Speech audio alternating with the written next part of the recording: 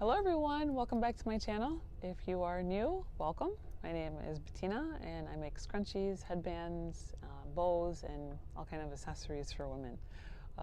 I've received a couple questions about the burrito method in making scrunchies, and there's a couple different ways you can make scrunchies. The burrito method is the one that I use specifically, so I figured since I've had several questions about it, I would make a tutorial to show you how to make one for yourself. So if you want to try to make one, or you're just curious about how to do it, then this is the tutorial for you.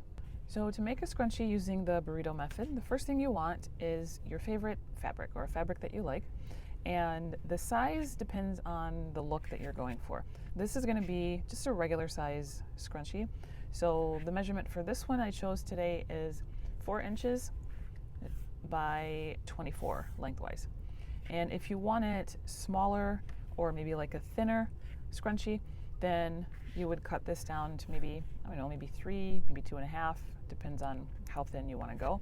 And the length is going to give you the amount of scrunch. So the longer it is, the more scrunch you're going to have in your scrunchie. So you want the fabric, and you also want a piece of elastic. You can choose any elastic that you want. The average size is about 6 to 8 inches. Just depends on how tight or how loose you want your scrunchie, depending on the length of your hair. Okay, so now we are going to sew this. And the first thing you want to do before you sew it is this one. I don't know if you can see. This is on the wrong side, and this is what they call the right side, which is the print is a little bit darker, if you can see. And this is kind of like a, I want to say polyester material, so it's very thin, it's very flimsy, and I like it because it makes a really pretty scrunchie, and it looks really delicate and beautiful in your hair when you're wearing it. But you're going to start, so this is the right side, and you want to make sure that the right side is facing you, and then you're going to take your fabric and put the ends together. So when you look at it, it's the right sides are touching each other. Okay, and you're going to start sewing on this side right here. So once you get those lined up and I have it ready to sew, I've added my tag, and I'm just going to sew along here with a straight stitch, which just means a single line. Okay, so once you sew it, that's how it looks. You're going to have the straight edge here, and what I usually like to do is open it up and then lay it flat. And do you see where this seam is right here, how it's kind of puffing up a little bit? I usually just take an iron, be very careful with your fingers, and then I just press that down, because it just makes the seam lay a little bit better on the scrunchie. And then what that does is just see how the seam just lays a lot nicer when you do that. So it's optional, you can do it if you want, but it's something that I like to do on mine. So, okay, so the next step is, what you want to do is take this seam and flip it face down. Okay, and then what you're going to do from there, this is where the burrito comes in. It's kind of more like a taco, I guess, but because you're going to fold that in like that, the top layer, and then you're going to take this layer and you're going to have this top part here match the top part here. Okay, and then it's important to make sure that on the seam, that the seams are touching.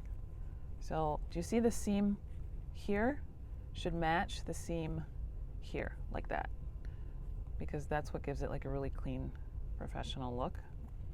Okay, so make sure those are lined up, and you can just pinch it. If you have those, they're like kind of like binder clips. You can kind of, clip it along the way, but I usually hold it and then just start sewing here so I don't lose the grip. When you open this up, just make sure that this inside fabric here is far away from this. Otherwise, you're going to sew it into here by accident and you'll never be able to get it out. So just kind of push it back, and you're going to make sure that this is lined up, and and then you're going to do again a straight edge here. Okay, and if you see how, okay, now I'm kind of at this part, right, so where it looks like I'm almost going to run out of room to sew. What you want to do is open this up, and this is the part that you're going to pull. Okay, you might want to hold the fabric back here a little bit and just pull it this way, and you'll see how this is scrunching because you're pulling the fabric from back here. You're going to pull it, but if you notice, see back here how I've kind of pulled it to where it's short?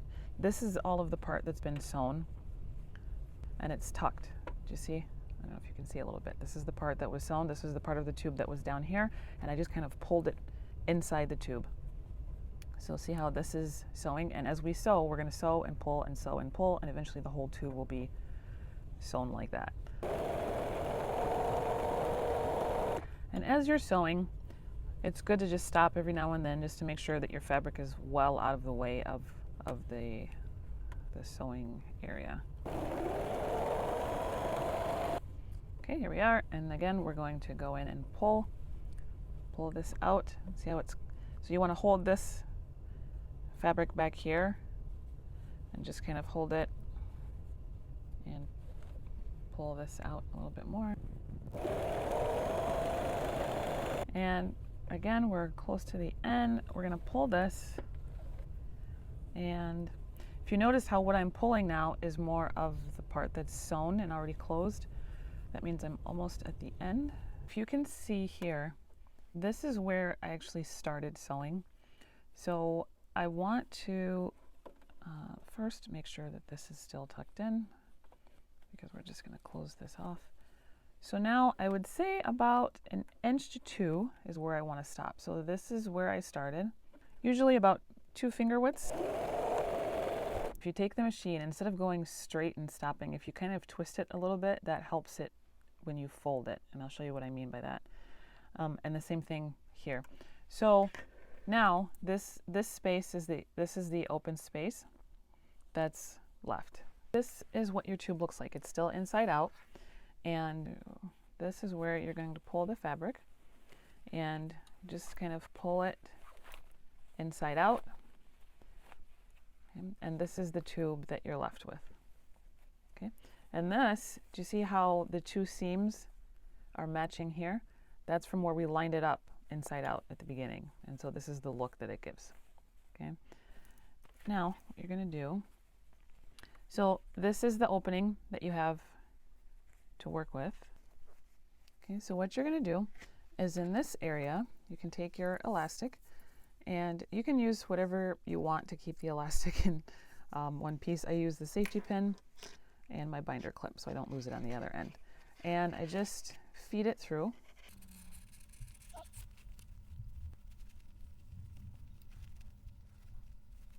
When I'm sewing the scrunchies, usually what I like to do, I like to make sure they're doubly secure.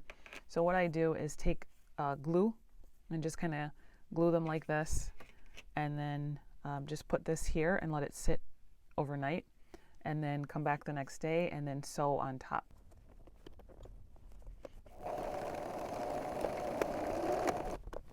Once you have your elastic in, you just close this here. So this is the little opening that you're left to work with, and you just pinch it here on this side, and then you pinch it there on that side to make sure that your line is even. And just kind of crease it a little bit. So you see that? How it's just a straight all the way through. Now how you close it depends on your preference and your skill level, I guess. A lot of people will just kind of sew it right here along the edge, but I prefer to close it by hand. I know it's might be a little bit more time consuming, but I just prefer the way that it looks. And if you want to do that, I will show you how you can do that. So it would be called a ladder stitch. So what you want to do is go in from a little bit behind, from the inside, and then just pull it so you can't see the knot, okay? And then what I do is try to hold it like that. You're going to start on this side and just go here and pull it like that, and then go on the opposite side right there and do the same. Just pull it here. Okay. And then you're just going to keep pull it in, pull that, and then come on the opposite side right next to it, and just do the same thing all the way down until you get to the end. Now the whole thing is sealed, and for the last stitch, the way to close it off, you can go straight across, and so see how you have this, you pull and you see there's this little loop. So sometimes what you can do is just kind of take the needle, hold on, it doesn't want to work today, and just twist it like that. I'm just trying to show you how. So when you twist it, right, and then you pull it a little bit. Now when if this works, when I pull it, it's going to pull it into a knot, just like that. And you don't have to worry about making the knot with your fingers, okay? And then the part that's loose, what you do is go back inside of the scrunchie, just kind of go back inside the seam, pull your needle through, and there you go, you've pulled it through, and your string is kind of hanging on the opposite side here, but that's okay because you're just going to cut it, and then once you loosen it out, it'll kind of be inside the scrunchie and you won't really see it. So your seam is basically even here as well as along the edge, and yeah, and you can just fluff it out however you like. And again, the amount of scrunch is going to depend on the amount of fabric. And so that is how you do the burrito method. So that is the burrito method, and if you have any questions, or if there's some other technique or something that you wanted to see a tutorial on, please let me know in the comments. I'll try to read them all and get back to you, or make a video about it. All right, thanks so much for watching. Have a great day. See you next time.